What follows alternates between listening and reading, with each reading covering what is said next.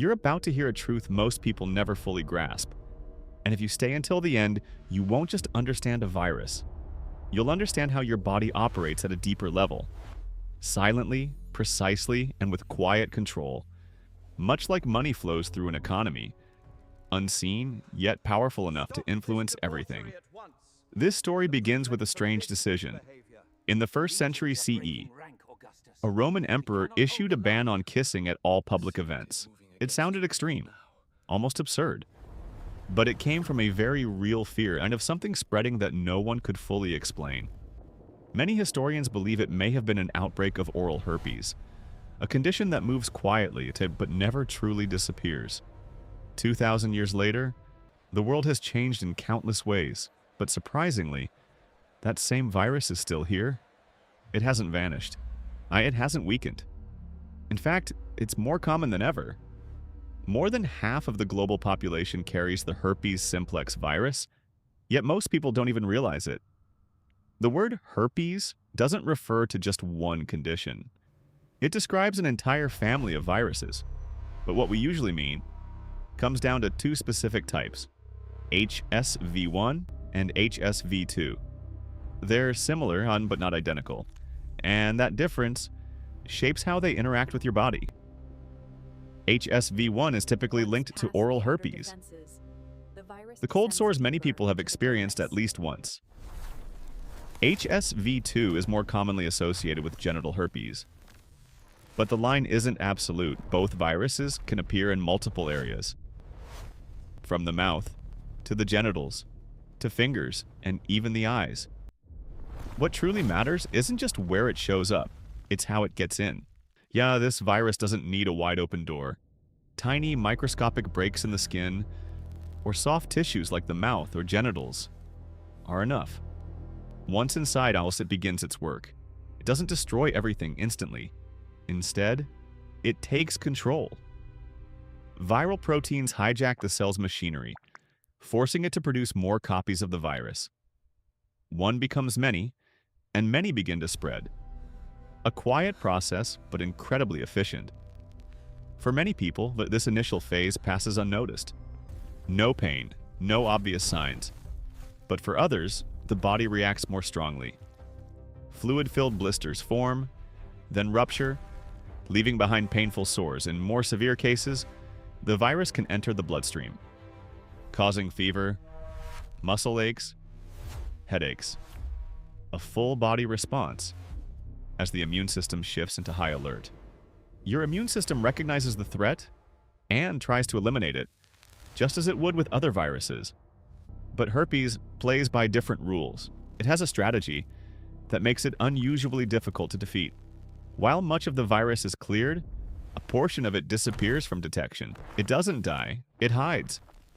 Beyond infecting skin and surface cells, HSV also invades nearby nerve cells. From there, it travels along nerve pathways, moving deeper into the body until it reaches clusters of nerve cells called ganglia, places where the immune system has limited reach.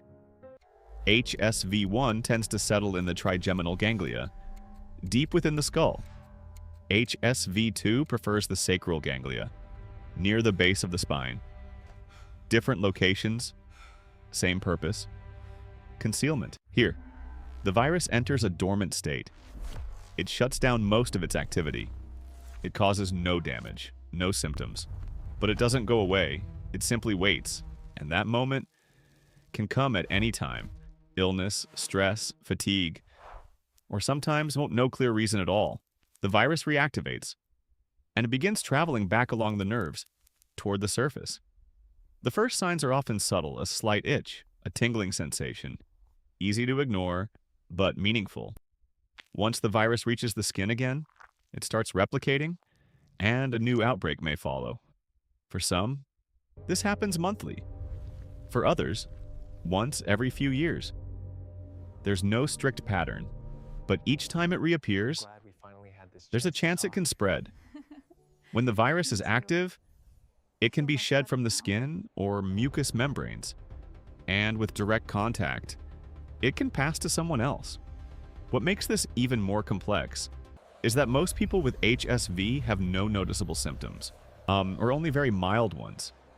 So they don't know they're carrying it, and without realizing it, the cycle continues.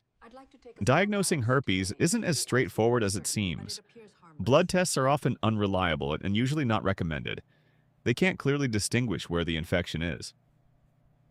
The most accurate way is to see a healthcare provider when a visible lesion is present, despite how alarming it may sound. For most people, herpes doesn't lead to serious long-term health problems. The main discomfort comes from the sores during an outbreak, and there are ways to manage it. Antiviral medications can help control symptoms. They work by mimicking parts of the virus's DNA, disrupting its ability to replicate. These treatments don't eliminate the virus completely, but they can reduce the severity, shorten outbreaks, and lower the risk of transmission. In the case of HSV-2, that reduction can be around 50%. Over time, your body builds some level of immunity. Outbreaks tend to become less frequent, less intense. But the virus remains, always present in a silent form. That's why, despite decades of research, there's still no complete cure. HSV isn't just persistent, it's strategic. It knows when to stay hidden and when to return. But the story doesn't end there.